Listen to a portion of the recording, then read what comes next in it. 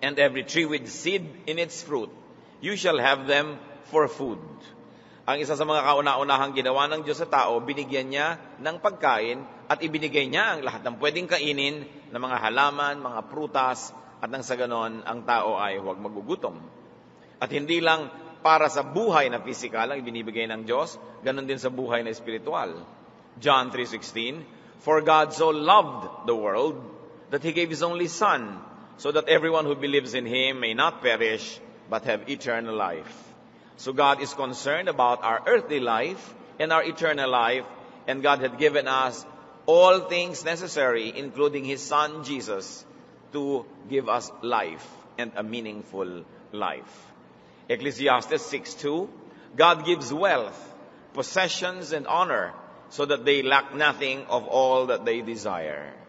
So ibinibigay ng Diyos hindi lang yung basic necessities, maging kayamanan, maging mga ari-arian, maging karangalan, napakataas na level ng need, ay ibinibigay pa rin ng Panginoon at sa Kanya nanggagaling.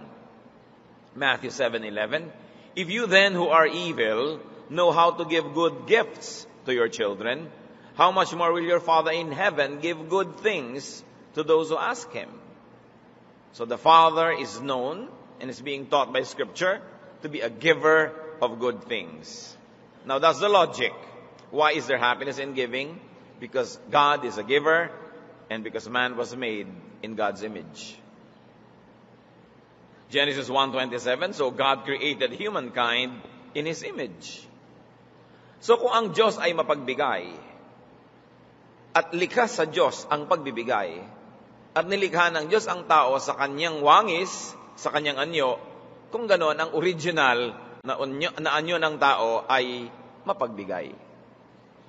Mahilig at gustong magbigay. Man's primary nature is to give. Likas, natural sa tao ang nais niyang magbigay. And man is very godly and very happy when he gives, because that is being true to form. Isang kaligayahan, mga kapatid, na dapat nating ma-rediscover kung ito man ay nawala. Sapagkat napakarami ng pagliliko ng mga katwiran na nangyari sa pagdaan ng panahon, na ang naging kaligayahan ng tao ay tumanggap. At kaya tuloy napakarami niyang lungkot na nararanasan, sapagkat napakarami niyang gustong tanggapin na hindi niya natatanggap. Samantalang kung madidiscover niya muli ang kaligayahan ng pagbibigay, mas may kontrol siya sa kanyang kaligayahan. Sapagkat kung liligaya kayo ayon at nakabatay sa ibinibigay sa inyo ng iba, wala kayong power doon. Paano kung hindi ibigay? Di malungkot kayo. Samantalang kung ang kaligayahan natin ay iuugat natin sa pagbibigay, kayo ang nagpapasya kung magbibigay kayo, ang kaligayahan nyo nasa inyong kamay. Mas madaling lumigaya kung controlled mo yung pinagmumula ng kaligayahan. At kung sasanayin mo ang iyong sarili na bumalik doon sa dating anyo ng tao, na kaligayahan niya ang pagbibigay, kaysa pagtanggap, mas madaling lumigaya. Kung aasam-asam ka, namamalimos, hihingi-hingi, susunod-sunod para tanggapin mo yung ikaliligaya mo, nasa kamay ng iba ang iyong kaligayahan. Pero kung ikaw, sa iyong pagbibigay, ay sumasaya, gusto mo sumaya, di magbigay ka, hawak mo ang susi para ka sumaya. Sabi sa Acts 20:35, "It is more blessed to give than to receive." Siyempre, nabaluktot na yan ng sanlibutan na akala natin mas masarap tumanggap. Pero ang salita ng Diyos ang nagsasabi, mas malaking pagpapala ang pagbibigay kaysa pagtanggap. This happiness has to be rediscovered, especially by those who have lost them.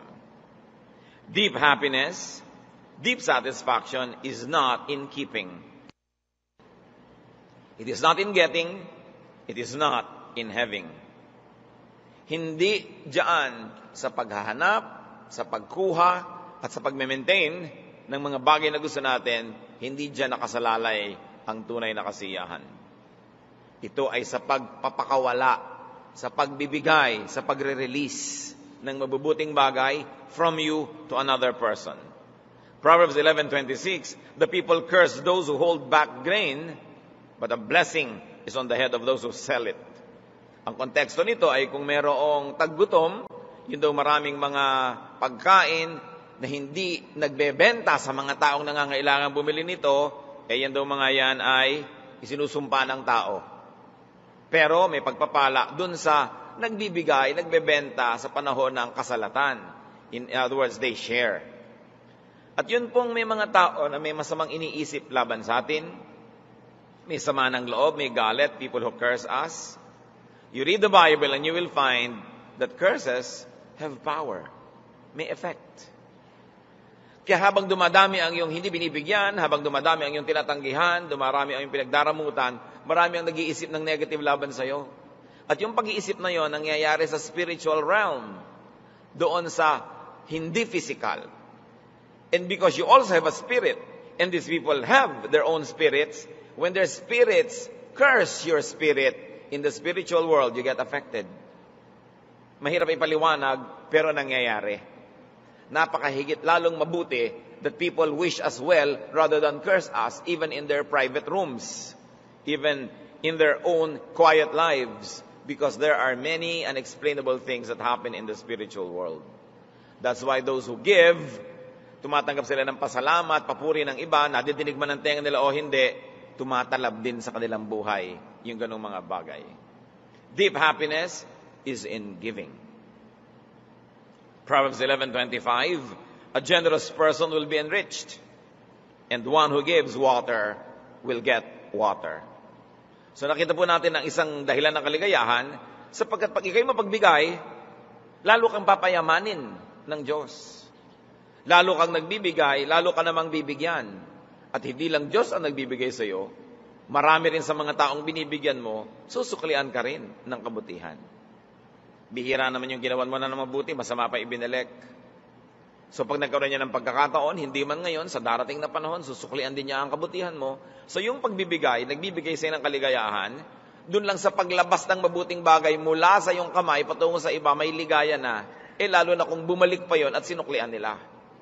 Isang napakahalagang bagay na dapat nating unawain kung gusto nating mas sumaya ang ating buhay. Letting go, giving, is pleasurable.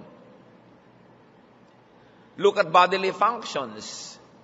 Halos lahat ng ginagawa ng ating katawan na pagbibigay, paglalabas ng mga nandun sa loob, ay masarap, masaya, at malusog. Pinawisan ka, lumabas yung pawis mo, ang ganda ng feeling. Lumulusog ka. When you defecate, when you urinate, pleasurable. Subukan mong pigilin yan at huwag mong palabasin kung hindi nalason ka. And many people are actually being poisoned by keeping toxic things inside of them instead of giving it. At alam niyo mga kapatid, ang isa sa mga nakakalason pagka hindi mo ibinigay, kinimkim mo lang, sinarili, kahit pag-ibig. Mga pag-ibig na hindi maibulala, sabi nga nila, nagiging tagyawat. Mga pagmamahal na hindi mo ipinapahayag, pinipigil-pigil mo lang, nagkakasakit ka. Hindi ka mapakali, balisa ka, mahirap. Kaya dapat talaga yung ganitong mga bagay ibinibigay. We are made poor by what we keep, made rich by what we give away. In stretching it, we are made sad by what we keep and happy by what we give away. Yun ang likas ng tao. Kung napapansin niyo na may mga taong lalo nila ikaliligaya magmaramot, magsarili, mangamkam at huwag magbigay, that is the distorted image of man. That is not the original image of man made after the very personality of God. At makikita natin na yung mga mararamot, nagkakaroon man ng kasiyahan sa pagdaramot nila, sa kanilang pangangamkam, pero hindi rin talaga tunay na maligaya. At sila'y sinusundan-sundan ng mga kakambal nilang problema, mga kakambal nilang pag-aalala, pag-iisip, pagkabalisa, dahil yung bagay na dapat ipinamimigay para maging bulaklak, iniingatan nila, nagiging sugat tuloy sa kanilang puso. Now, why does giving bring happiness? Because when we give, God is pleased. As we have already mentioned, God is a giver. So when we give, God is pleased. Pag natutuwa sa iyo ang Diyos, alangan namang hindi ka sumaya. Alangan namang hindi kanya pasayahin at hindi makagawa ang Diyos ang paraan para sumaya ka. What's more, when we give God pleasure because God commands giving. Proverbs 3:27, do not withhold good from those to whom it is due when it is in your power to do it. Isa sa mga karunungan na itinuturo sa atin ng kawikaan, huwag mong ipagkait ang anumang magandang bagay, lalong-lalo dun sa mga karapat-dapat na tumanggap nito. Pag ipinagkait mo yan, meron niyang kalungkutan na bibigay sa'yo kahit hindi mo napapansin na dun pala nagmumula ang kalungkutan. Pag merong bagay na dapat mong pakawalan at ibigay sa iba, at buong katigasan ng ulo mong hinawakan at sinarili, magiging kalawang sa iyong sariling bakal. Magiging lason sa iyong espiritu sa halip na naging pagkain ng espiritu ng iba. Parang yung manna that was being given by God from heaven. Noong ang mga Israelita ay nasa disyerto at wala silang makain, umuulan ng pagkain mula sa langit. At ibinili na sa kanila, kunin mo lang yung kailangan mo. Bukas, uulan uli niyan. Yung mga ibang makasarili, nagtago, nag-imbak ng lampas sa kanilang kailangan. At nung makita nila anong nangyari, inuod, nabulok, nasira. Kasi kumukuha sila ng hindi naman nila kailangan, iniimbak nila, itinatago nila, nabulok lang. At napagalitan sila tuloy. Sinabi na sa inyong huwag kayong kumuha ng di nyo kailangan kasi sa pagkuha nyo, baka yung may kailangan nun, nawalan tuloy. Ang dami-dami yung tuwalya sa cabinet nyo, ang dami-daming pamilya, iisa yung tuwalya, nagkakahawa-hawa na sila ng galis. Ang daming mga tao, walang kadamit-damit, tas ang dami mong ekstrang damit, di mo kailangan. Kahit hindi nyo nakikita, literally na nabubulok yon sa cabinet nyo, in the spiritual world, nabubulok yon at nilalason kayo kasi hindi nyo kailangan, iniingatan nyo. Samantalang kailangan ng iba. So, ang napakaganda, yung pawalan mo yan at nang may makinabang at natutuwa ang Diyos pag ginagawa mo yon, papasayahin ka. At kung ikaw na ngayon ang may kailangan, alaga namang hindi ka bigyan ng Diyos, samantalang sumunod ka sa iniuutos niya na ibigay mo yon sa iba.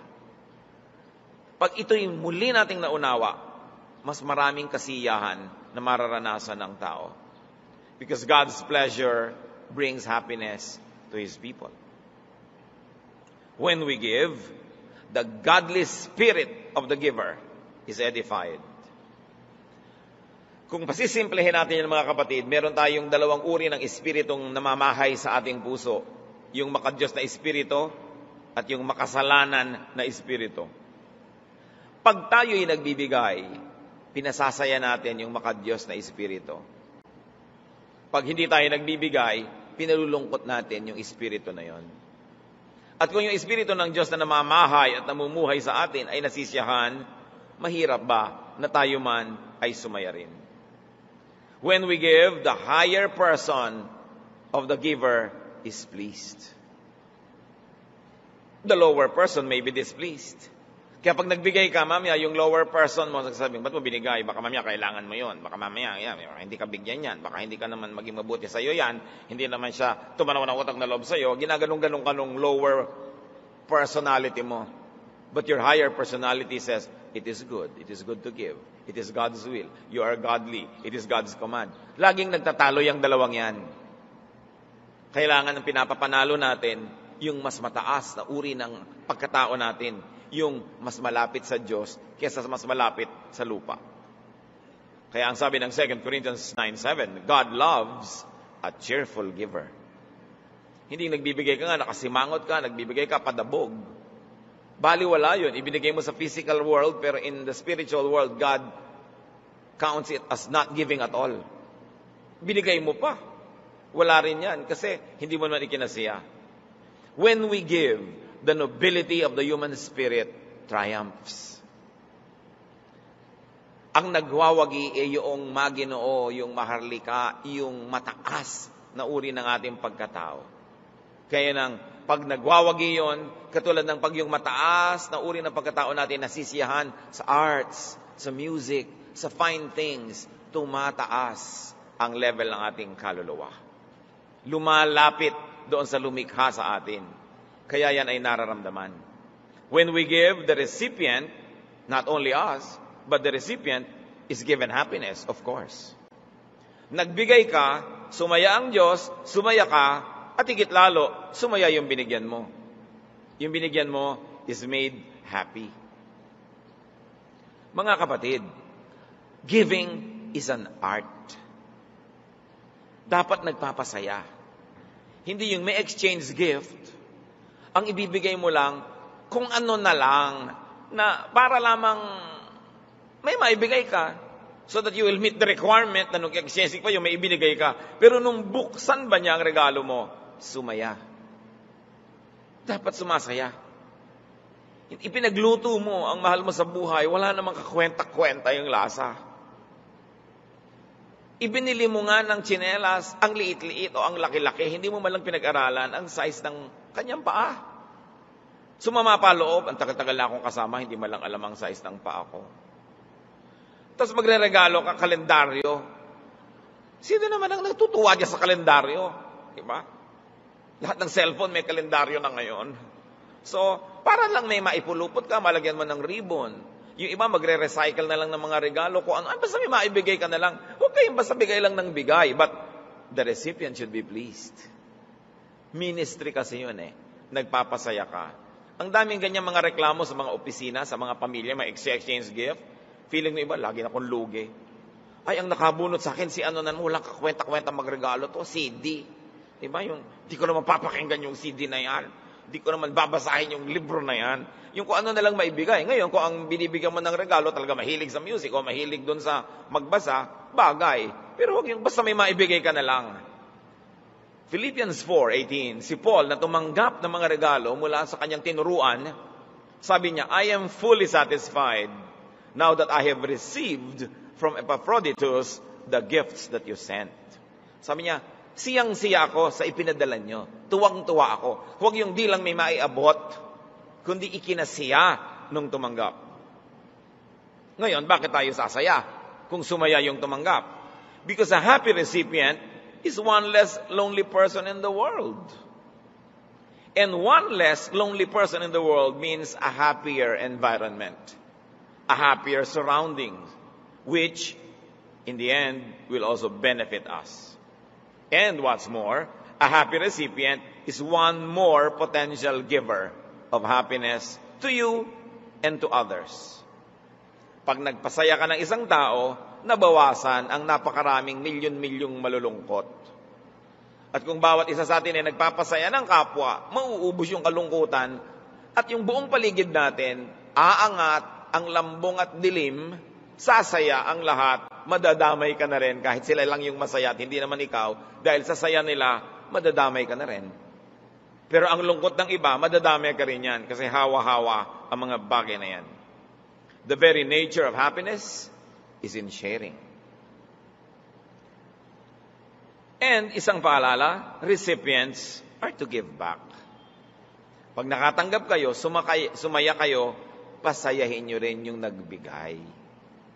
Para siya naman, ma-encourage, magbigay uli, sumaya ka uli, nagbigay ka uli sa kanya, you begin or you maintain a cycle of happiness giving. Hawa-hawa kasi yan. If you give, you should learn to give back. Tingnan ninyo ang pagbibigayan at pagsasamahan ng Diyos at ng Israel. Exodus 20, verses 1 to 3, the first commandment.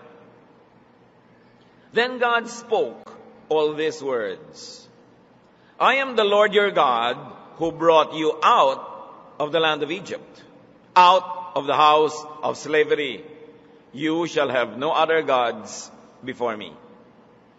Ano yung dynamics? Sabi ng Diyos, binigyan ko kayo ng kalayaan. Inilabas ko kayo sa Ehipto kung saan dati kayong mga alipin. Ngayon malalaya na kayo. Binigyan ko kayo ng kalayaan, pues ibigay niyo sa akin ang inyong pagsamba. Baka naman matapos ko kayong palayain, sa ibang Diyos pa kayo magsisimba. Baka naman matapos ko kayong pagpalain, sa iba pa kayo magdala ng offering. Ibang pangalan pa ang parangalan nyo dahil maraming mga Diyos na kukumpit-kumpit dyan sa mga lugar na yan. No? May Diyos ng ganyan, may Diyos ng ganon. Kaya sabi ni Yahweh, ako huwag nyo kakalimutan, ako, hindi sila ang nagpalaya sa inyo. Anong kapalit? Ako ang sasambahin nyo at hindi sila. It is a transactional relationship. Tinanggap mo yung kalayaan, tinanggap mo yung pagpapala, pues gawin mo naman ng iyong bahagi, ibigay mo ang iyong pagsamba. Hindi pwedeng tumatanggap ka, tapos wala kayo binibigay. Hindi kumpleto yung transaction, walang balance. Kaya ang tao naman na binibigyan ng Diyos ng pagpapala, Genesis 28:22, of all that you give me, I will surely give 1/10 to you. Sabi, O Diyos, ibinibigay niyo sa akin ng lupa na pinagtataniman ko, ibinibigay niyo ang mga kailangan ko. Lahat ngayon ang ibinibigay niyo sa akin, ibabalik ko sa inyo ang ikapu. Transactional. Hindi pwedeng tanggap ka ng tanggap tapos hindi ka nagtatithe. Binibreak mo yung cycle of giving and receiving, giving and receiving. So ano mangyayari? You just get and forget. Pag hindi ka nagbigay, naputol. Hindi ka na rin bibigyan. Putol na ang bigayan.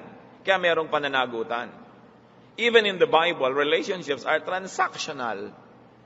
Lahat ng relasyon, mga kapatid, transactional. At huwag niyong masamain yung transactional relationship. Yun talaga. Magulang, inaalagaan mo ang iyong anak habang sila'y bata. What is the other side of that?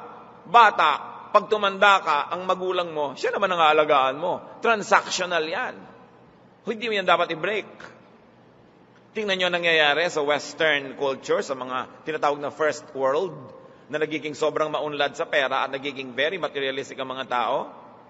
At yung mga bata, ano nangyari? Yung mga kabataan ng 1960s, 70s, na sobrang naiba ang mundo, nagkaroon ng sexual revolution ng mga 50s, tapos yung sobrang liberation of the youth ng 60s and 70s. Ano nangyari? Nagkaroon ng mga suwail na anak. Mga anak na ayaw mag-alaga ng magulang, ayaw magsuporta ng magulang. Anong nangyari? Nadala ang isang henerasyon ng magulang. Kaya ngayon, sa first world countries, developed economies, ayaw nang mag-anak ng tao. Nagkakaroon ngayon ng population problem sa Japan, sa Northern Europe, in most of Europe anyway, kasi yung mga tao ayaw na mag-anak. Sabi niya, bakit namin uubusin ang pera namin sa pagpapalaki ng mga bata na pagtanda naman namin, tatapon lang kami sa home for the aged, hindi naman kami aalagaan, di ubusin na lang namin ang pera namin mag-asawa sa hindi pagkakaroon ng anak, bakasyon na lang kami ng bakasyon, at mag-insurance na lang kami, pag tumanda kami, we will stay in a nursing home. So dahil yung mga anak, pinutol nila yung cycle of giving and receiving, ayaw na nilang mag-give sa parents, marami ngayong parents, ayaw na rin mag-give sa anak, naputol. Kaya dapat talaga, give, receive, give, receive. This makes people happy. Yung transaction natin, halimbawa, sa Diyos at sa lupa, Luke 13:6-8. Then he told this parable. Si Jesus yung nagsasabi, a man had a fig tree planted in his vineyard, and he came looking for fruit on it and found none. So he said to the gardener, see here, for 3 years I have been looking for fruit on this fig tree, and I still find none. Cut it down. Why should it be wasting the soil? He replied, Sir, let it alone for 1 more year until I dig around it and put manure on it. At kung itutuloy pa natin, sabi niya, and if when you come back after a year and it still has no fruit, we're going to uproot it and burn the tree. Jesus here, giving a parable na yung God yung may-ari ng garden. Sabi niya doon sa taga-alaga, balik ako ng balik sa punong ito, taon-taon, wala naman ako makitang bunga, bakit patuloy natin siyang papayagang ubusin ang taba ng lupa?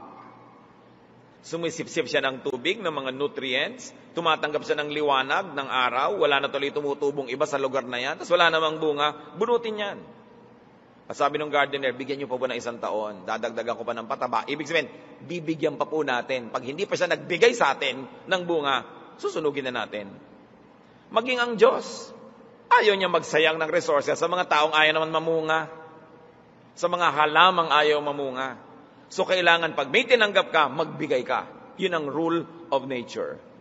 And there is so much unhappiness because that is being broken by people. 1 Corinthians 9:10.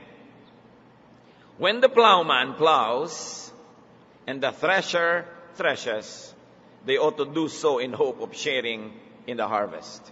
This is an old agricultural transaction na may mga tao na namamayani, hindi sila binabayaran sa kanilang pagtatrabaho, bayanihan. Pero sabi, pag merong isang nag-araro, nagbungkal ng lupa para sa'yo, ikaw yung may lupa, sa dakilang lupa mo, hindi mo na kayang bungkalin lahat yan, meron kang nilagay dyan ang mga taga-bungkal, at nung anihan na, hindi mo naman kayang anihin lahat yan, kukuha ka ng mga taong taga-ani, taga-putol ng mga grain. Sabi, yung nag-aararo, yung nag-aani, ginagawa niya yun dahil umaasas siya na may parte siya doon sa lahat ng mga harvest. Alam nga naman pagkatapos na nandiyan na yung harvest, thank you na lang. Kailangan kaparte siya. So ang sinasabi dito, lahat ng may input, dapat may maiiwi. Lahat ng nagbibigay, dapat tumanggap sa lahat ng uri ng transaction. Kaya yung mga nag-aral ng medisina, ang tagal-tagal nag-aral, tapos mo, Doktor, 3 minutes yun lang kung tinignan, tapos 500. 9 na taon po ako nag-aral. Diba? Bakit mo sinusukat doon sa akin pagpitik-pitik sa likod mo? Bago ka natutunang pitikin yan, 9 na taon. Alam nga namang nag-aral siya, ayaw man siyang pakitain man lang. Lalong-lalo yung mga kamag-anak ng mga doktor, kilala lahat. Ay, si ano, pinsan ng kapatid ng kamag-anak ng bayaw ng ating kapitbahay.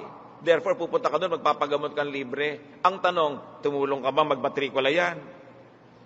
Mga kamag-anak, kung hindi kayo nag-contribute sa pagmamatrikula ng mga kamag-anak nyo naging doktor, huwag kayong mag-expect ng libreng pagpapatingin. Di naman kayo nag-contribute, aani kayo, ang salagay. Ganyan lahat ng mga profesyon. Ang hirap-hirap kuminsan na mag-practice ng profesyon dito sa ating bayan. Lahat na lang ng kalayo-layuan mo kamag-anak, nag-expect ng libre. Samantalang hindi naman sila tumulong nung ikaw itong nag-aaral. Hindi yun ang cycle of giving. Ngayon, kung yung tao gusto magbigay sa iyo, mag-volunteer ng free services, okay. Pero huwag niyong pilitin. Wala kayong tanim, huwag kayong umasang umani. Pero baligtarin natin, lahat ng may itinatanim sa atin, dapat nating paanihin. That is the godly way. Now, how do you produce and promote happiness? By giving.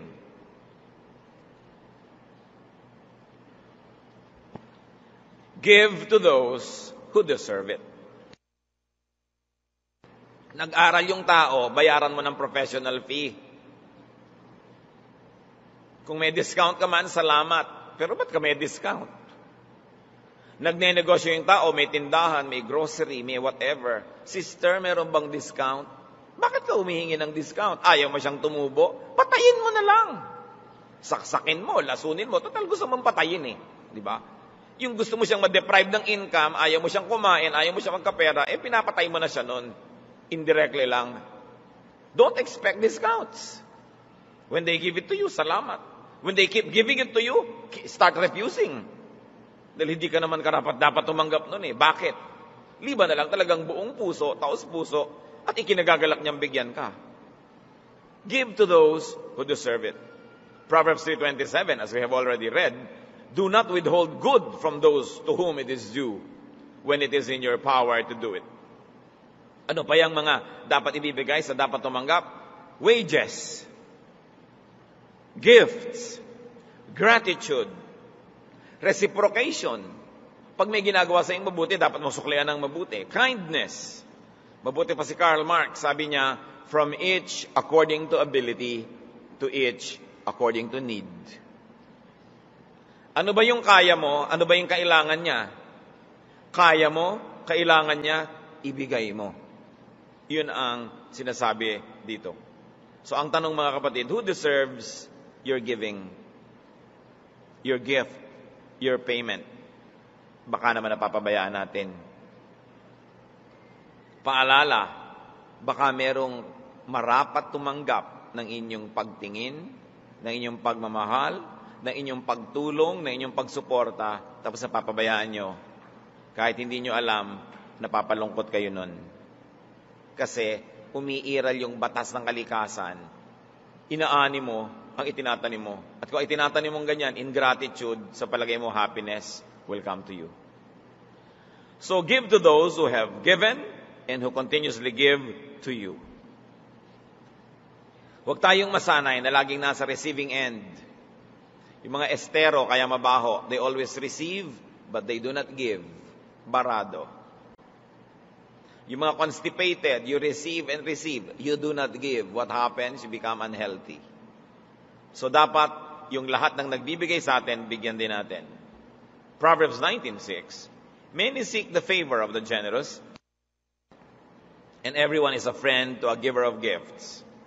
Pero, Let's be real friends to the giver of gifts by giving back. Give to those who give not only to you, but also to others. Pag may nakita kayong taong mapagbigay sa iba, bigyan nyo siya kahit hindi kayo yung binibigyan. Para patuloy siyang may maibigay sa iba. Pag may nakikita kayong mga NGOs, institutions, churches, that really give to others, support those institutions so that they can continue doing good. Because people and institutions who give to others deserve and need your gift, your support, and encouragement. Why? Because they make the world a better place. They make people's lives better. And when people's lives are better, your life will be better too. Para tayong mga bola sa billiard table, nagbabangga-banggaan. Ang pupuntahan mong ganon, hindi lang dahil gusto mo, dahil nabangga ka ng iba, napapunta ka tuloy doon, nabangga ka ng iba, napapunta ka tuloy dito. Nagbabangga-banggaan tayo.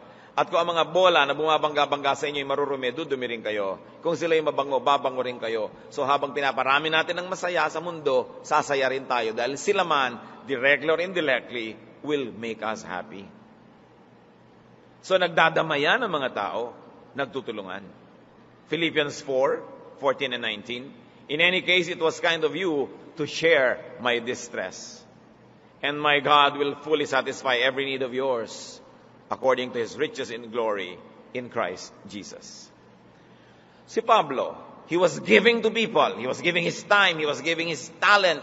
He was giving his ministration, his prayer, his advice, his teaching, his preaching. So the people who saw that kept supporting him. At sabi niya, napakabuti nyo na kayo ay tumutulong sa aking mga kagipitan. At ang Diyos na nakakaalam niyan, ang siyang magsusukli sa inyo. At bibigyan niya kayo ng kasiyahan ayon sa napakayaman niya na kalagayan.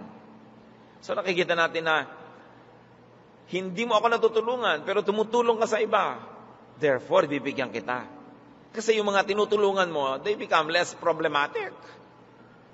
Pag nakakatulong ka sa tao, hindi na sila nagiging mga pabigat, hindi na sila nagiging mga konsumisyon, di ba makikinabang din ako nun, directly or indirectly, so I should support you.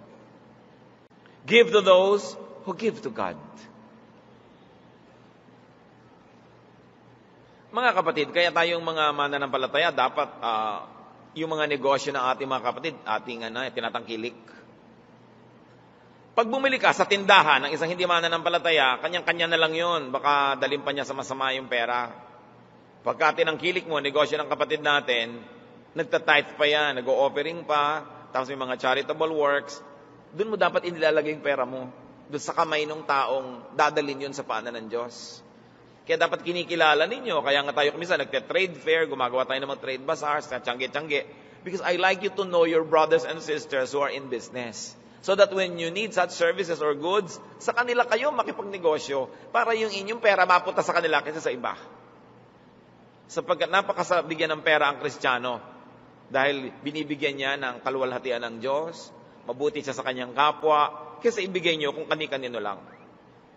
To those who give to God and serve God, they deserve our gift, our support, our service, our ministration, our patronage. 1 Corinthians 9:14, the Lord commanded that those who proclaim the gospel should get their living by the gospel. Lalong-lalo yung mga naglilingkod sa Diyos, sinasabi din sa Biblia, nagbibigay buhay sila sa mga tao, so sila naman dapat buhayin ng mga tao. So empower those who empower others. Give to those who serve God. It's a very, very beautiful concept.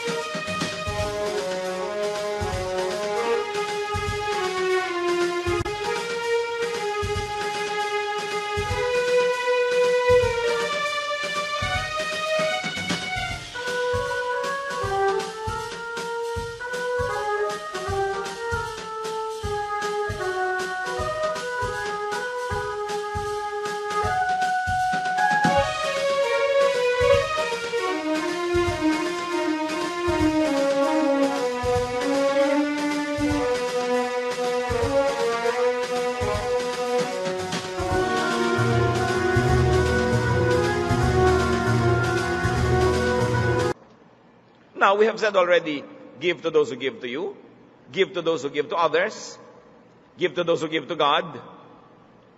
Now, give to those who do not even deserve it. Si Jesus yan, kaya siya unique. Pag nagturo si Jesus, laging may bagong twist eh. Dati, give to those who deserve. Dinagdagan niya, give to those who do not even deserve. Yun si Jesus. Matthew 5:41, and if anyone forces you to go 1 mile, go also the 2nd mile. Sabi ni Jesus, may nagpapasama sa inyo ng 1 mile, samahan niyo pa ng 2. May humihingi ng inyong jacket, ibigay niyo yung isa niyo pang suot dyan na balabal. Yan si Jesus, unique. Gusto natin magpaka-Kristiyano, talagang hindi ka lang nag-give to those who deserve, you give to those who do not even deserve. Proverbs 25:21, if your enemies are hungry, give them bread to eat. And if they are thirsty, give them water to drink. Yun ang pinagkaiba. Because when you give to those who do not deserve it, there will be one less lonely and needy person. And you have a very beautiful chance of having one more grateful person, therefore another potential giver. Reverse the cycle of selfishness. Nakita niyo sa handaan, halimbawa, magdadala kayo ng mga pagkain, potluck, na yung maraming maarting Kristiyano ni ayaw sabihin yung luck, pot bless dapat. Kung pot bless ko, ikakaligayan nyo. Ang point, pagka nakita mo yung iba na talagang dadala, gaganahan ka rin magdala. Pero pag nakita mo yung iba, kung minsan naman kami nag-potluck, ang konti nung dala nung iba, ang dami kong dala, nalugi yata ako, next time, alam ko na, kukuntian ko rin yung dala ko. Ngayon, pagka hindi pa natatapos ang handaan, yung iba nagbabalot na ng iuwi, ikaw hindi nagbalot, lahat sila may uwi, ikaw wala, sabi mo, next time, uunahan ko sila magbalot. Nakikita nyo yung cycle. Pag may mga taong nang encourage ng positive cycle by giving, the others give also. Pag may nagpasimula nung cycle of selfishness na hindi nagbigay, kumuha pa, yung iba, next time yun din ang gagawin. Hanggang mamaya, naghahandaan kayo, paubos yung handa. Imbes parami ng parami. So mga kapatid, we are salt of the earth, light of the world. Dapat lagi nating i-reverse. Pag nakakita tayo ng karamutan sa ating family, ano ba naman yung mga family reunion na lang? Ako na lang lagi nagdadala. Huwag kayong manghinawa na magdala. Dahil may mga mabubuting loob din doon na may encourage. Next time, magdadala na rin sila. At huwag tayo yung nagtuturo sa iba na maging wais, na dahil ginawa mo yon, kumuha ka ng kumuha. Yung dating hindi kumukuha na rin. Kasi nahawa sa'yo. We can begin a cycle of goodness. We can break a cycle of badness if we like. Saan tayo maglilingkod? Natural, tayong mga anak ng Diyos, yung mabuti ang papairali natin. Christianity is giving. Non-giving, refusal to give, displeases God and grieves the Spirit. Ephesians 4:30, do not grieve the Holy Spirit of God. Napapalungkot pala natin ang Diyos. Pero ang maganda doon, pwede rin natin pasayahin. So pasayahin na lang natin siya. Si David, nung humingi siya ng pagkain kay Nabal, siya ay tinanggihan, samantalang dapat naman siyang bigyan. 1 Samuel 25:37-38, in the morning, when the wine had gone out of Nabal, his wife told him these things, and his heart died within him, he became like a stone. About 10 days later, the Lord struck Nabal, and he died. Itong mayaman na tao na ito, dapat magbigay kay David at sa pangkat ni David ng pagkain dahil meron siyang piyesta. At sa haba ng panahon, hindi naman sila minolestya, ginalaw, ninakawan ng grupo ni David who controlled the countryside. Humingi sa kanya ng pagkain dahil pista naman, hindi siya nagbigay. Binalak ni David na salakayin ang kanyang tahanan at patayin lahat ng lalaki doon. Pero napigil ni Abigail, yung asawa ni Nabal. Dahil si Abigail, nagbigay kay David, huwag mo na kaming patayin, bibigyan na lang kita. Sorry, ako may kasalanan yan. Ako dapat ang nagpabigay sa'yo kasi ako ang woman of the house. Inako nitong si Abigail ang kasalanan. So hindi natuloy na imassacre ni David yung buong sambahayan ni Nabal. Yung Nabal, lasing na lasing, hindi niya alam na he could have died that night. Nung hindi na siya lasing kinabukasan, nung sinabi ng kanyang asawa, alam mo, muntik na tayong patayin lahat dito. Kasi ikaw, hindi ka nagbigay kay David eh. Nung nalaman ni Nabal, ano nangyari? Na-paralyze siya, bigla. At matapos ang 10 araw, sabi ng Biblia, the Lord struck him. Pinatay siya bigla ng Diyos. No? Hindi kasi siya nagbigay, dapat siya nagbigay. Hindi man tayo napaparalyze physically, mga kapatid. Hindi man tayo namamatay physically. Pag hindi tayo nagbibigay sa dapat nating bigyan, God strikes us. And there's a certain part of us that gets paralyzed. There's a certain part of us that dies. And if we are so spiritually blind, we are not even aware of it. And we go on in life wondering why we are not happy, why we are not prosperous, why we are miserable. Nagkukulang siguro tayo sa pagsusukli ng kabutihan sa dapat nating suklian. Non-giving frustrates and hardens others. Non-giving teaches others to be selfish. Non-giving promotes selfishness. Pag di ka nagbibigay, tinuturoan mo ang iba na maging maramot din kasi hawa-hawa. But Christianity reverses that. Sa Acts 2:44-45, all who believed were together and had all things in common. They would sell their possessions and goods and distribute the proceeds to all as any had need. Akala nyo komunismo ang umimbento niyan, sosyalismo? No, mga Kristiyano.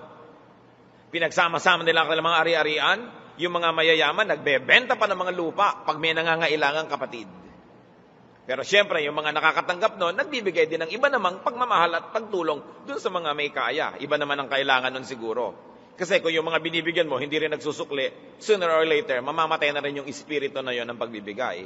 Kaya kailangan laging binubuhay yon. Pag binigyan ka, bigay ka rin. Para hindi siya mawala ng gana.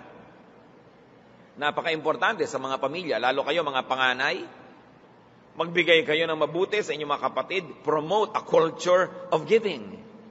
Kasi kadalasan pag ating mga ate, kuya, mararamot, yung mga younger children, nagiging maramot din kasi lumaki sila sa ganong atmosphere. Pag yung mga tiya natin, mga tiyo, ang kukunat, ang dadamot, usually nagiging ganon din tayo sa ating mga pinsan at maging sa magiging mga pamangkin natin. Kaya tayo na mayroong kakayanan na mag-impluensya ng mga younger people in our family, promote a culture of sharing, a culture of giving. Lahat tayo makikinabang din doon. Many people seek happiness through receiving. That is the weak part of it because it is totally dependent on others. It is reactionary, it is disempowering. Pag ang kaligayahan mo, isasandal mo sa pagbibigay sa iyo ng iba, di kung di ka bigyan, wala kang magawa. The more active and fruitful way to seek, to produce, and multiply happiness is by giving. Because giving is within your control. You have it in your hands.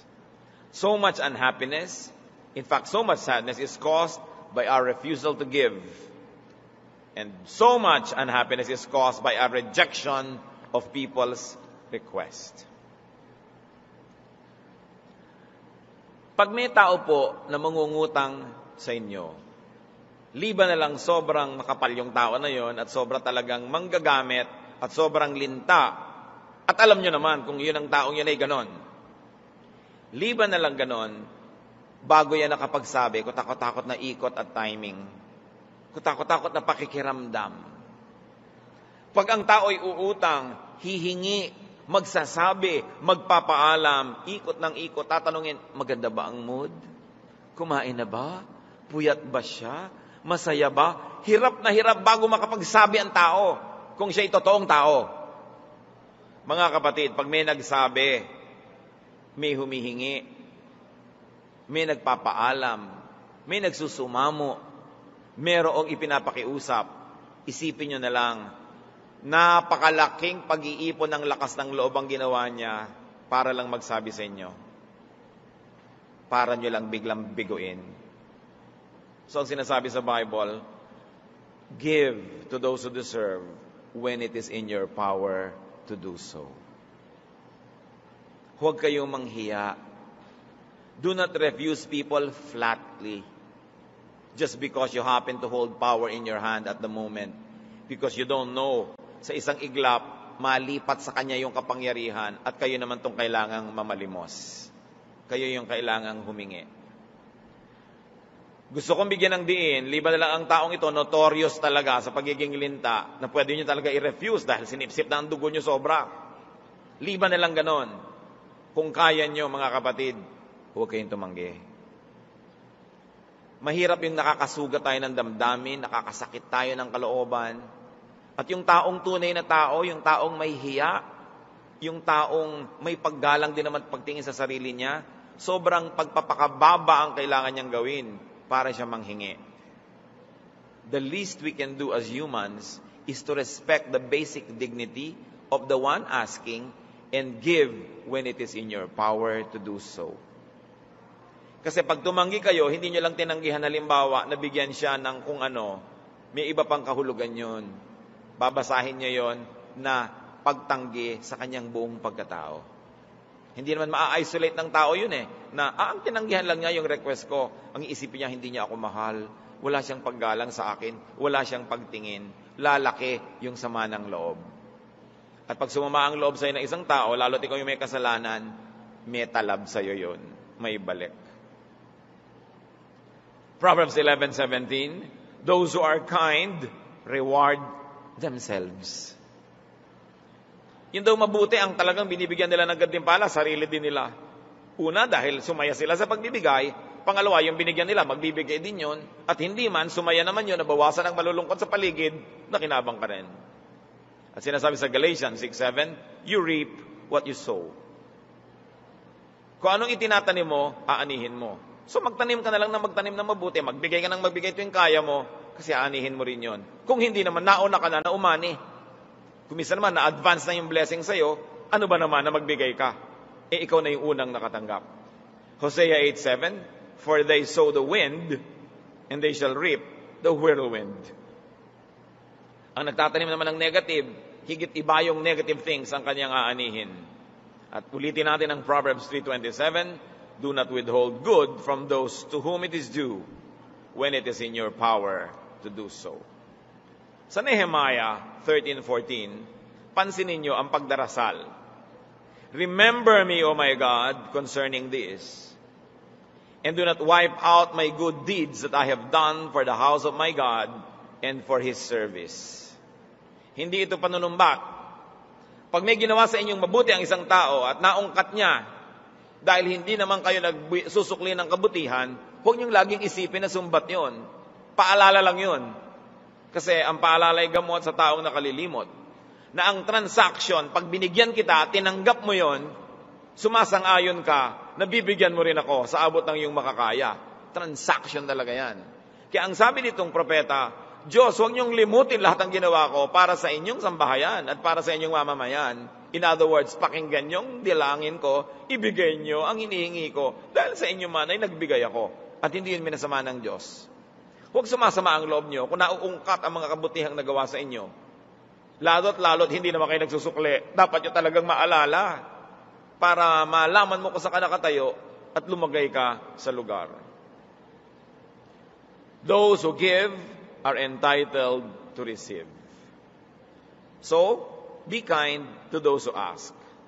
Avoid frustrating and embarrassing those who gather the courage to ask.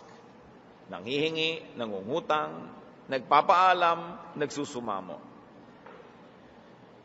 Isipin natin, pag may hinihingi sa atin ng tao, magtanong lang tayo, masama ba yung hinihingi niya? Kung hindi masama, pwede. Kaya ko ba? Kaya ko. Di pwede, sige, ibigay. Because giving is just another way of paying or repaying.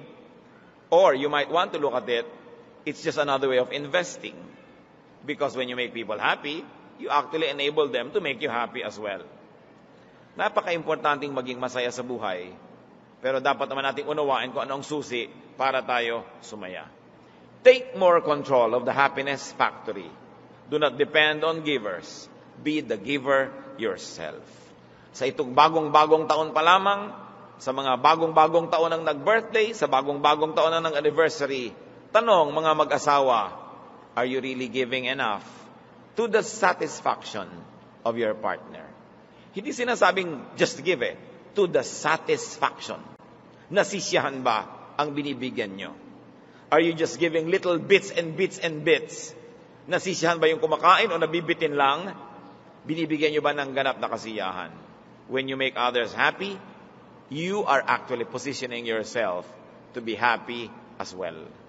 Salamat, Panginoon, dahil kami patuloy niyong tinuturuan